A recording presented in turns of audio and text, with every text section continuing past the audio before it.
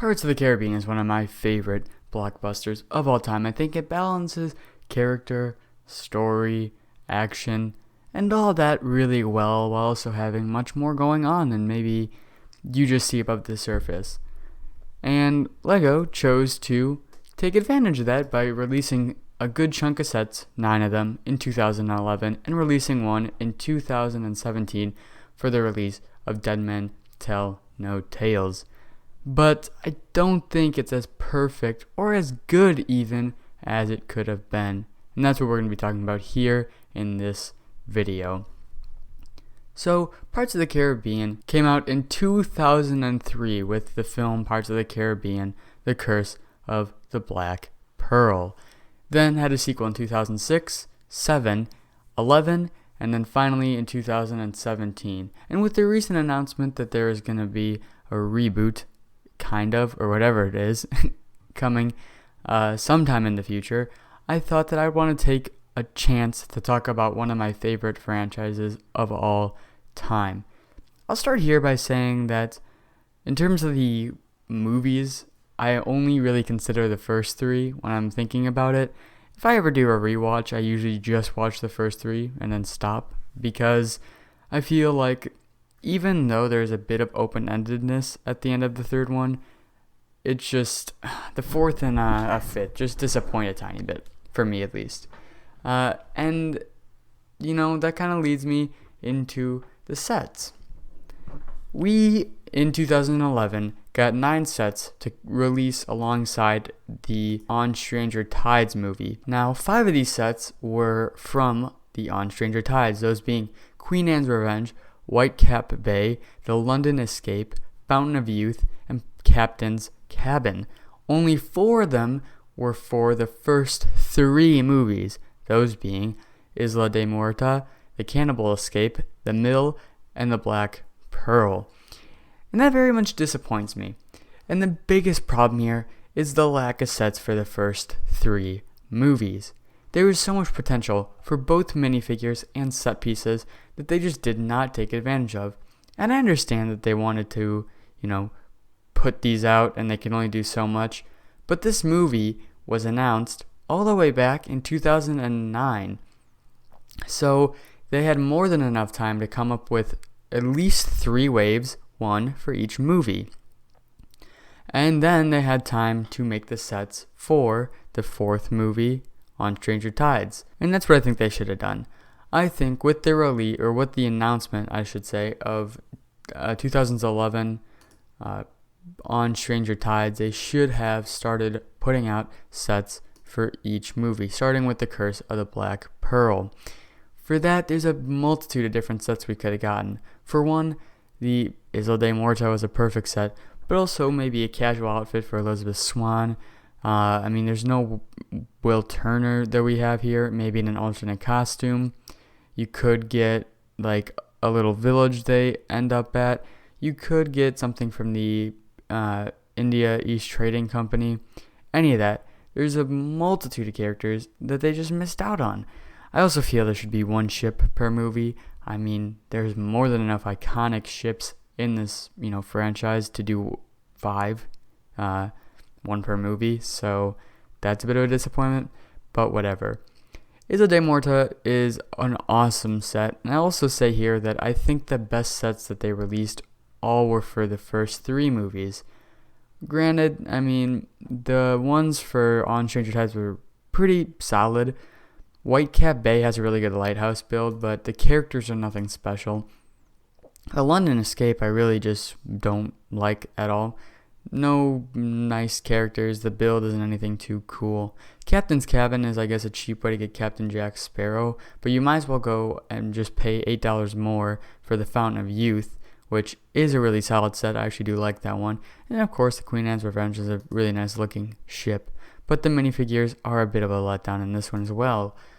But when we go back and look at the old ones, there's just so much cooler set pieces and more potential. The Black Pearl is probably the best set they ever released, with unique minifigures that fit this universe well and an incredible looking ship. It has to be the best set from this line. The Mill comes with awesome unique figures that are actually memorable people in the movie, and a really cool, unique build with the mill itself. The Cannibal Escape, same idea, an awesome, unique Jack Sparrow with some unique characters and a great build. And then Isla de Morta is a really creative set for representing the first movie with, again, super awesome minifigures. This one probably having the best of any, smaller set. So there's a lot of potential, and I think they just missed out on them. And in terms of, at World's End, they really didn't even make a set for that. You could consider the Black Pearl, but it really isn't. But, okay, they go to that, pirate meeting. You could make all those. That would be incredible. And even the set piece there is awesome, the Asian village. Also, the witch girl who brings back Barbossa has a very unique and interesting home place she lives, and interesting figure there you could make for sure. Also, the crew. There are so many, memorable people in Jack Sparrow's crew that we just don't get to see. Also, the Indian East Trading Company. I think that's it, by the way. I don't know 100%, but I do think that's it. What about that ship or their huge map? Any of these places are so cool and unique. We've only ever gotten one minifigure of Elizabeth Swann, and she only comes in a dress, though she's much more than just a lady in a dress in these movies. Why didn't we get a pirate version of her? Why didn't we get a swashbuckling version of Will? Why didn't we get other unique costumes from Jack Sparrow?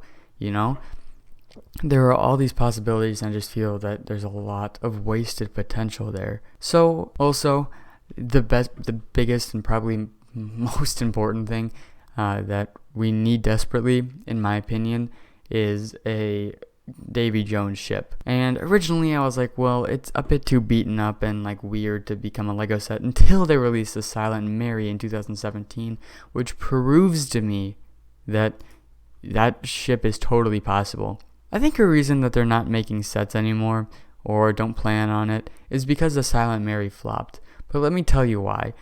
No one wants to pay $200 for a ship when it's not direct to consumer. That's way too much money to put out on store shelves. You're on store shelves, your market is kids under probably 12, and their parents, unless they're flowing with money, are not gonna buy in bulk, a $200 toy.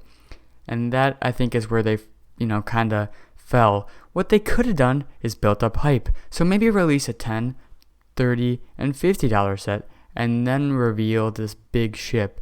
So maybe it may not sell as well as the others, because again, it's $200, but at least people are more aware of it than just dropping the ship on store shelves. The franchise isn't doing so well, if we're going to be honest. There's a reason they're rebooting it. They don't really know where to take Jack Sparrow and crew. But that doesn't mean everybody doesn't look back on the, old movies as great. You still see really good reviews. People still love them. And anytime I've shared my opinion about how they're probably one of my favorite franchises, if not, in my top 5 or 10 of all time, I always get yes, thank you, and all this stuff, because I think people still really do appreciate them. But what do they do now? I mean, obviously the chance has passed for releasing them as a build-up to On Stranger Tides. That passed a decade ago. So where do we go from here? I think the obvious thing is just start doing waves. Just maybe do 2 waves. You could do 3 sets on the Curse of the Black Pearl. You could do 1 set for Dead Man's Chest, because we did technically get 3 sets for that movie, and then do 4 for At World's End, or however you want to do it. But there's so many possibilities there, so many interesting, unique characters that we never got to see, and just fun set pieces that they really missed out on.